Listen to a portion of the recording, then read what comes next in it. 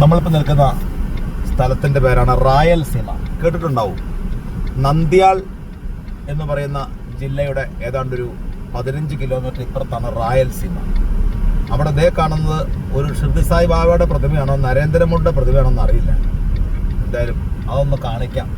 ഒരു വെറൈറ്റി. ആദ്യമായിട്ടാണ് ഇദ്ദേഹത്തിൻ്റെ പടം കാണുന്നത്. മഹാരാഷ്ട്ര ചെന്ന് ഇഷ്ടം പോലെയുണ്ട്.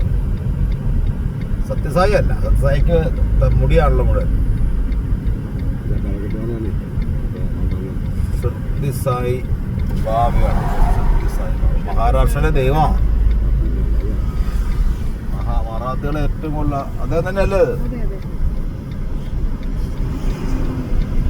ഒരു വലിയ അമ്പലമാട്ടോ. ഞാൻ ആ പ്രതിമ മാത്രം ഓർത്തത്. അതിന്റെ ചോട്ടില് നരേന്ദ്രമോദിയുടെ മോച്ചായ അത് വരച്ചോണ്ട് മോഡിയായി. 3.25 ഏക്കർ സ്ഥലത്ത് ചുറ്റിനും കിടക്കുന്ന ഒരു വലിയൊരു അമ്പലം ഇവിടെ തന്നെ ആരംഭിക്കണം. തെങ്ങിന്റെ അവിടെ നിന്ന് വരച്ചപ്പോ മോഡിയുടെ മുഖമായിപ്പോയി. അത് കഴിഞ്ഞ് മോഡിയാണോ? ഷിർദി സായിക്ക് ഈ മുഖം അല്ലല്ലോ.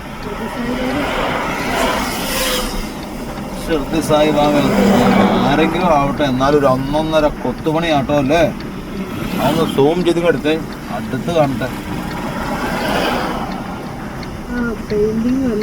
അല്ല, ആ തുണിയുടെ ഞൊറിയുണ്ടോ?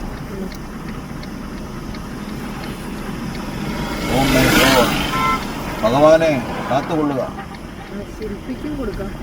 നമ്മളെ ആശീർവദിച്ച് അദ്ദേഹം നിൽക്കണുണ്ടാവും. അപ്പോൾ നമ്മളും ഓരണം അങ്ങോട്ട് വന്നു. നിങ്ങൾക്ക് നമ്മ വരട്ടെ.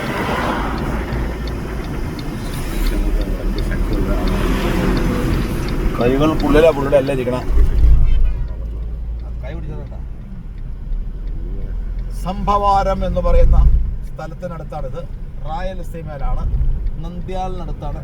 അത് ഷിർദി സായി ബാബ നഗർ. ഷിർദി സായി ബാബ നഗർ എന്നാണ് ഈ സ്ഥലത്തിന്റെ പേര്.